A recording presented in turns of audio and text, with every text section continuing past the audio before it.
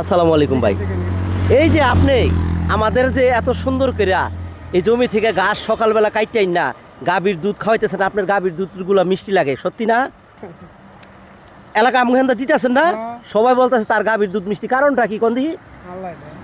আল্লাহ দে। তারপরে আপনি যে ভালো খাবারগুলো, অরিজিনাল খাবারগুলো খাওয়ান। ওই যে অনেকে তো ওই যে মানে ইঞ্জেকশন দিয়ে দুধ বাড়ায়, পাই না দুধ হয়, কিন্তু আপনার দুধ তো একেবারে পিওর। ওই যে আমার যে বিল্ডিংয়ের মধ্যে দেন, সবাই আপনার নাম প্রশংসা অনেক ভাই। হ্যাঁ ভাই, এখন কোথা থেকে আনলেন এগুলো ভাই? অনেক পরিশ্রম করতেছেন।